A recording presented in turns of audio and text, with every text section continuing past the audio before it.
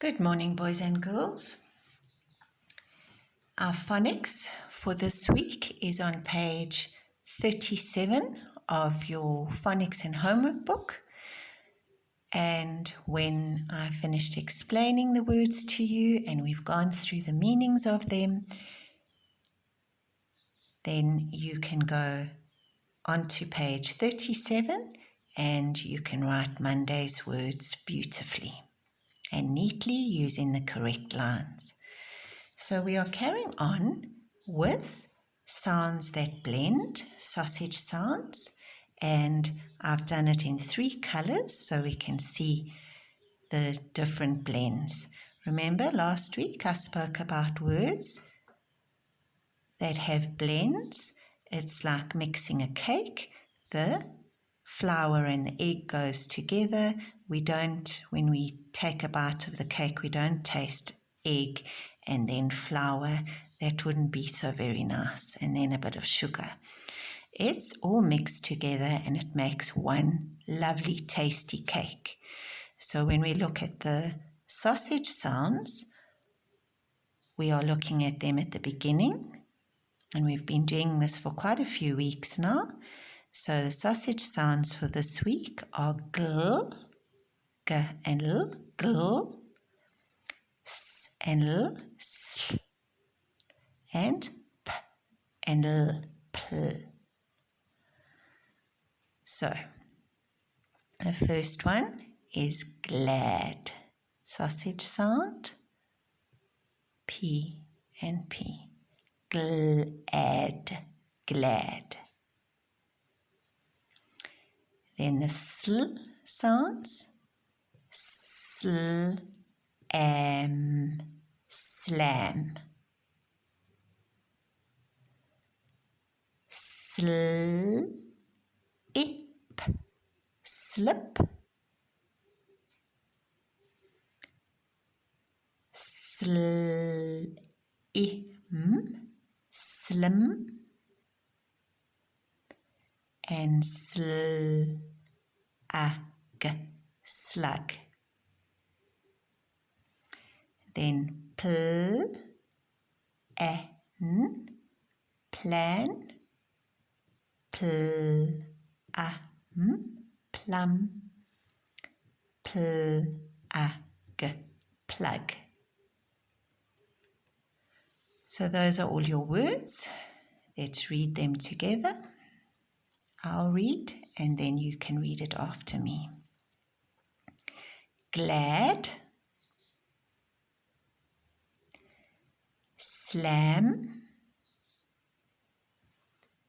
slip,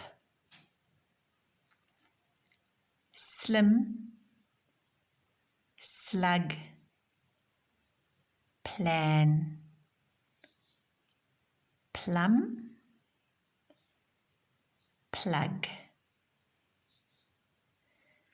Right, now when you write these words, remember in your phonics and homework book you have, these are a little bit crooked, and we're going to learn about a crooked rhyme later on in the week in your comprehension books, but I've done these a little bit crooked. But remember, your cat, you don't have to draw cats, but remember that you write in 3 lines. So it's the head line, the tummy line, and the tail line. So just to show you, when you write a g, it goes in the tummy and the tail. So the g. When you do a l, it goes in the head and the tummy. And when you do the p, it goes in the tummy and tail. So just make sure that you're writing them correctly in the correct lines. Because some of you, or the children who are at school, some of them are doing their p up there. And then that is a capital P. And it needs to have a tail. Remember, all of your lines that you write on properly should have head, tummy, tail. So your letters should be in 3 lines. Some with necks or heads, some with tummies and tails, and some like just a tummy. Right, so let's hope that your words are written nicely in the columns correctly. Now let's quickly have a look at what these words mean. If you are glad about something, you are happy about it. So I'm glad that I found my lunchbox. It could also mean that you're relieved because you were worried about something and you're now glad about it. Your worries are over. So glad means happy. You feel happy about something. Slam. Oh, let's hope that nobody gets cross and slams the door, and we just leave that to the wind to do. That nobody gets into a temper and slams the door because they're angry. Slam is when the door doesn't just close, it slams shut.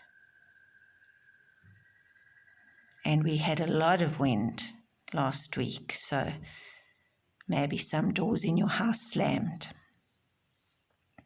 Slip. If something is slippery, it means that you could slip on it. And that's why in shops, when they are cleaning the floor, they put up a little plastic sign that says slippery when wet, means that you could slip and hurt yourself. Remember, we've done trip is where you trip over something and you fall, or you trip up a step, but this is slip. It's normally in water or something on the floor, and then you slip and slide. That's another slide. Slim. If somebody is slim, that's a nice adjective to use.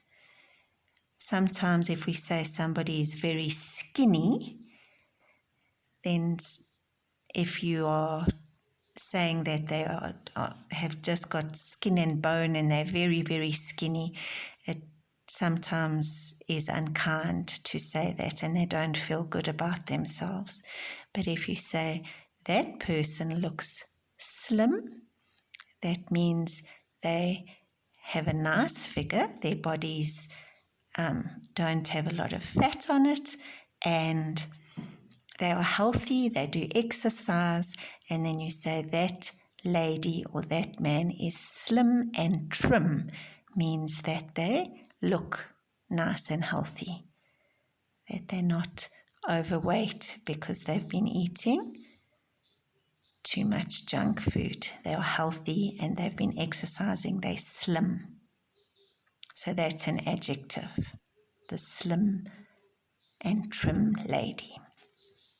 Slug. A slug is like a snail, but here's a snail. I'm going to draw one. I think you saw some of them on Mrs. Van Vieren's videos, lovely art videos that the grade 1s did in class. So mine's not as nice as those, but that's a snail in the shell, and then if you touch it or whatever, it goes back into its shell. But if you take the shell away and you've just got that part of the snail without the shell, this is called a slug. And they like water sometimes. When it's very wet and it's been raining a lot, I sometimes find a slug on the side of my dog's water bowl, and then we need to get it away so that it doesn't make the water dirty. But a snail without a shell is called a slug. All right? Then a plan. You need to plan before you do your work correctly. And if a builder is going to build a house, they need to first draw up the plans so that they have the correct measurements and that they build the house correctly and not a crooked house like I told you just now with my crooked lines, you're going to hear about the crooked man in a rhyme later on in the week. So you need to plan to do things properly. Or you plan to go on holiday, you need to make the bookings, you need to pack correctly, otherwise it can land up being a disaster. Then a plug. You put a plug in your sink or in your bath that the water doesn't run away. And you also have a plug on your electrical appliances. So you plug something into the wall. And remember that your plug should always be off when you plug it into the wall. It looks like that. And just to remember your safety in the home rules, you shouldn't put your fingers or any other objects in the plug. And when you do plug the plug of your CD player or your computer or the toaster or the kettle into the wall, you must make sure that the switch is off before you plug it in, because otherwise it means that if it's on, that electricity is coming out of here and you could electrocute yourself. So be careful with plugs, electrical plugs. But remember to put a plug in the bath or in the sink, otherwise we waste a lot of water. And then plum is the last one. Plum is a fruit. It's a lovely juicy summer fruit that we have. It's of the peach family, but it has a smooth skin, and they normally, and that's why I did it in a purple color, they're normally like a very dark purpley color, and some of them have got yellow inside, or it can be white inside of the juicy part that you eat, and then it's got a hard pip like a peach in the middle, but it's a small, smooth skin. So plum is a fruit. So there are all the meanings of your phonics words this week, and now you can use them in good sentences using verbs, using lovely adjectives. So you could say the smooth, juicy purple plum.